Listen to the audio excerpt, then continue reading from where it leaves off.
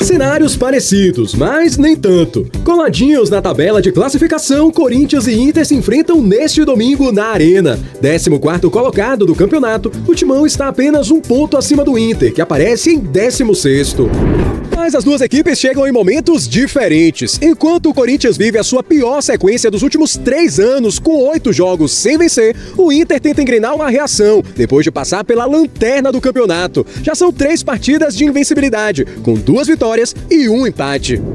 Venimos crescendo, de 3 jogos, de 9 pontos fizemos 7 pontos.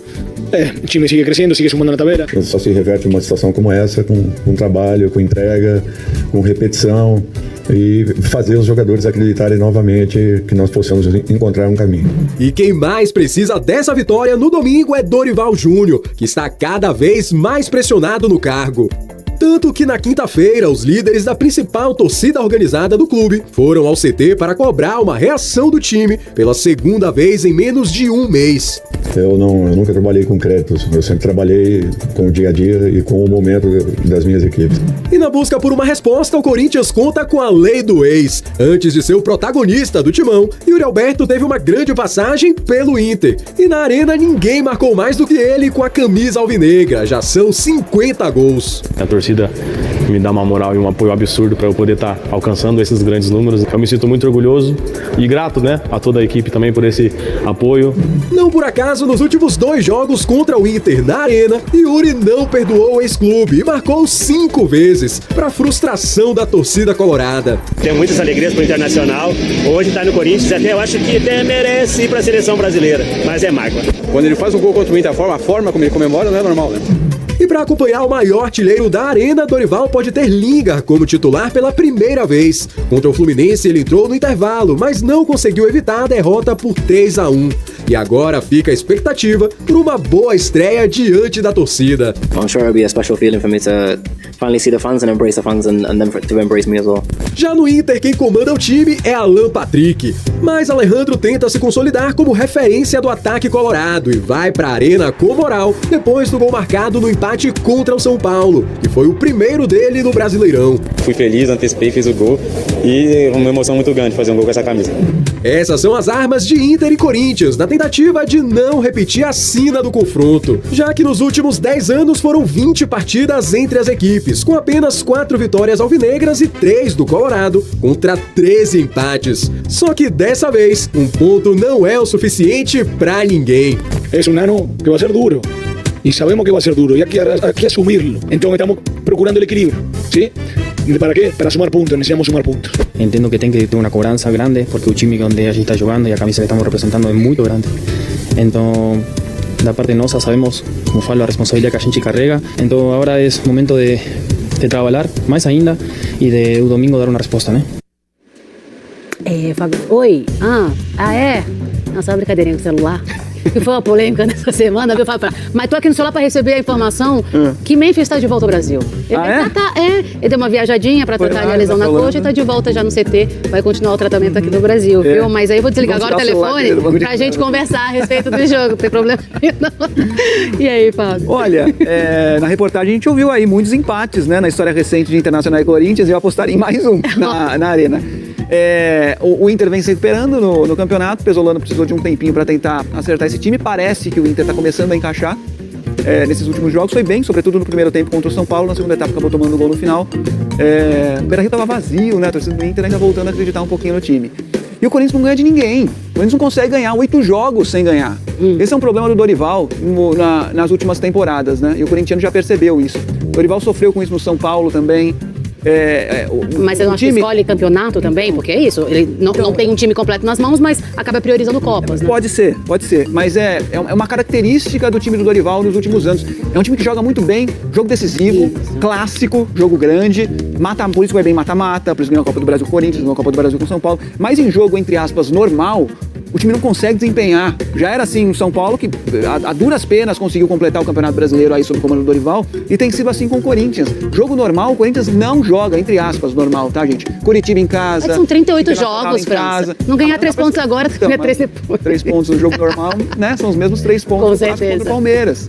Então, o Corinthians precisa aprender a jogar, gente, jogo normal. né? Para conseguir acumular pontos, acumular gordura. Vai ser complicado contra o Internacional. Após um empate em Itaquera, mais um jogo que o Corinthians vai ficar devendo a vitória pro torcedor, no meu ponto de vista. E é uma semana decisiva pro Corinthians e pro Dorival. Internacional em casa, estreia na Libertadores, depois clássico contra o Palmeiras. Ixi, o diretor aqui, ó, Dudu Maiani, ele que quase não tosse, né? Já tá suando. Não, ele tá falando aqui, ó, o Tite tá desempregado. O corintiano se apoia tanto no Tite ainda, gente. Mas enfim, segundo os dirigentes do Corinthians, eles falam que o Dorival não tá na Belim, não tá. Mas dirigente falar ou não falar, também pra gente não... Exato. Ai, vambora então pro nosso próximo confronto pra gente discutir aqui no Bom Esporte Clube Salvador, hein? Vai parar... Essas imagens de violência de abril de 2016, envolvendo corintianos e palmeirenses em dia de derby no Pacaembu, representaram uma reviravolta na forma de se torcer no estado de São Paulo. A partir delas, inclusive com a morte de uma pessoa atingida por uma bala perdida durante as brigas, o Ministério Público solicitou à Federação Paulista de Futebol que os clássicos estaduais passassem a ser disputados sem a presença da torcida do time visitante. A federação inicialmente resistiu, mas a decisão foi adotada pela Secretaria de Segurança Pública, inicialmente prevista para durar 8 meses. 10 anos depois, continua valendo. Os jogos envolvendo Corinthians, Palmeiras, Santos, São Paulo, Ponte Preta e Guarani seguem com a presença apenas dos torcedores do mandante.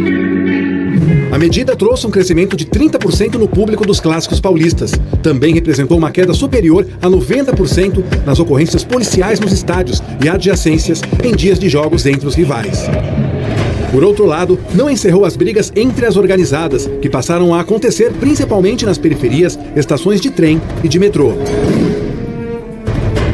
Mesmo assim, nos últimos meses, a ideia da retomada de clássicos com 2 torcidas passou a ganhar corpo.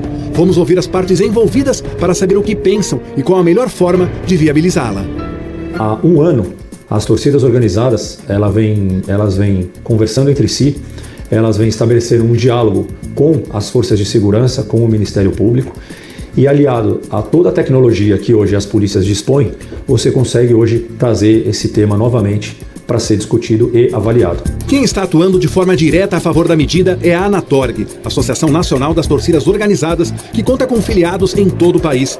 Em fevereiro, a entidade entregou um relatório de 49 páginas ao delegado César Saad, denominado Pelo Fim da Torcida Única. Documento que depois chegou às mãos do Ministério Público e da Polícia Militar. Nós pensamos numa volta gradativa, em percentual, ou seja, num jogo, um clássico, Corinthians e Palmeiras, né, ter ali disponível para o visitante 5% no primeiro momento. E tendo todo um trabalho que o policiamento militar, que o Ministério Público e que a Polícia Civil, em parceria com todas as torcidas organizadas, já fazem no que diz respeito ao que antecede ao jogo. Os interessados na volta dos visitantes em clássicos se baseiam também na Lei Geral do Esporte, que propõe o compartilhamento da responsabilidade pela segurança entre as forças policiais, os próprios torcedores e as federações. Sem contar o fato de que a nova legislação tornou o reconhecimento facial obrigatório em estádios com capacidade superior a 20 mil pessoas, facilitando a identificação de potenciais baderneiros. Você consegue hoje individualizar aquele torcedor que comete crime,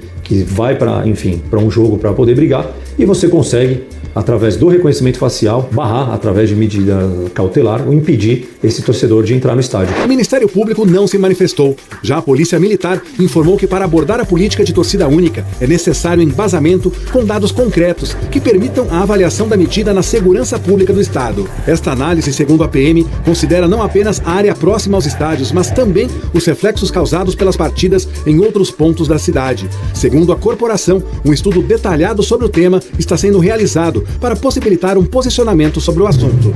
Este é um tema apaixonante, que mexe não apenas com aqueles que tiveram a oportunidade de acompanhar grandes clássicos com 2 torcidas nas arquibancadas, como também com outros tantos, especialmente os jovens, que não tiveram essa chance. É por isso que nós fomos a campo para ouvir corintianos, palmeirenses, são paulinos e santistas e saber o que eles pensam em relação a esse tema. Eu venho com a minha família porque é uma torcida única. Se fosse, eu não teria. Meu filho não viria. Com certeza eu não traria ele. A torcida tem que começar a se respeitarem, entendeu? Porque tipo assim, dentro do campo, somos rivais. Mas fora do campo não, entendeu? Se eles conseguissem voltar medidas que diminuíssem a violência, era bem melhor voltar, porque era uma rivalidade maior, dava mais vontade ainda de vir no estádio. Eu pude ver isso aí. Agora meu filho, eu gostaria que ele visse isso aí, como é que é. É uma sensação muito boa, viu? E dá saudade. Corinthians e Internacional entram em campo pressionados. O Corinthians chega para o confronto carregando 8 partidas sem vencer. Uma sequência que pressiona principalmente Dorival Júnior.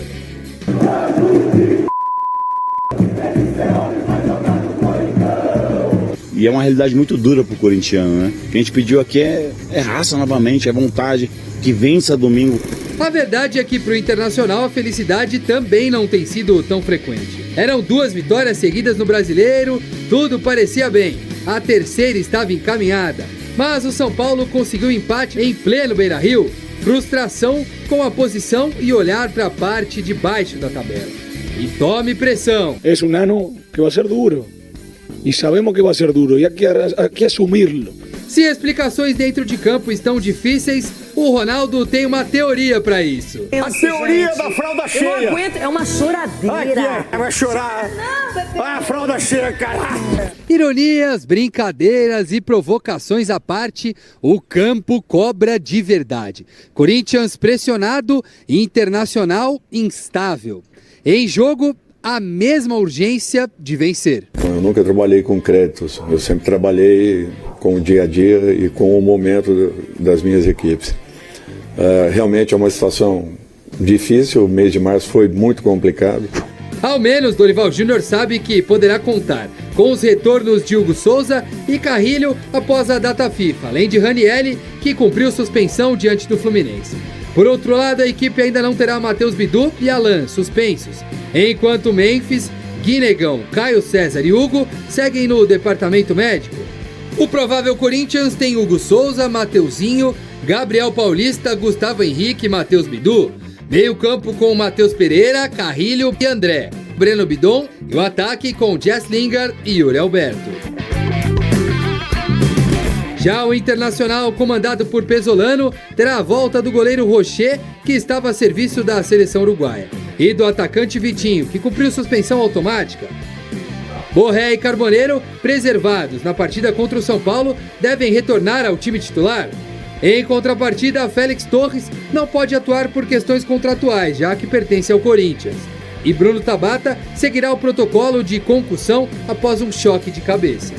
O Internacional deve ter Rocher, Bruno Gomes, Mercado, Victor Gabriel, Vitinho, Bruno Henrique e Alan Patrick, Vidiagra, Bernabei, com Borré e Carboneiro à frente. É a chance de ter razão por pelo menos mais um capítulo dessa rivalidade. Pode ser, quem sabe, o começo de uma virada de chave na temporada?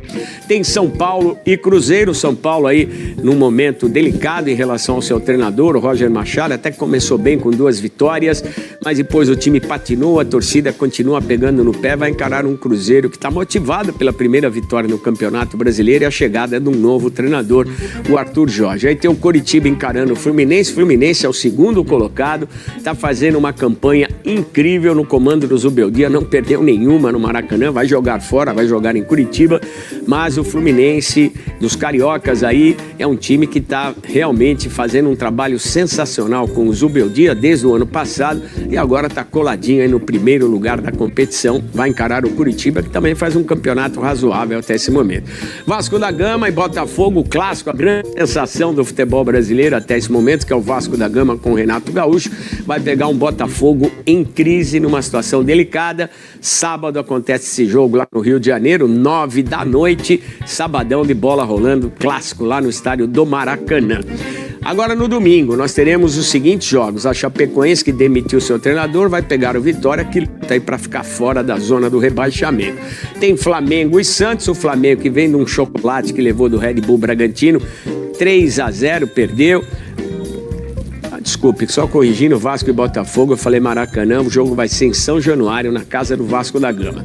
Retomando aqui, Flamengo e Santos, a gente tem o Flamengo aí, que vem desse chocolate que levou do Red Bull Bragantino, precisa reagir, e o Santos não vai ter Neymar, mas vai ter a volta do Gabigol, o Santos aí que está fugindo da zona do rebaixamento, mas ainda não tem um futebol que convence. O Cuca, o novo treinador, está no início de trabalho e ele sabe que é muito importante, pelo menos até a data FIFA, a declaração até do técnico, que eles precisam melhorar a posição. Para aí ele vai ter um tempo, 1 mês e meio para treinar a equipe e preparar melhor o Santos. Nesse momento é correção de rumo, vai fazendo o que é possível, porque é jogo, não tem tempo, não tem pausa.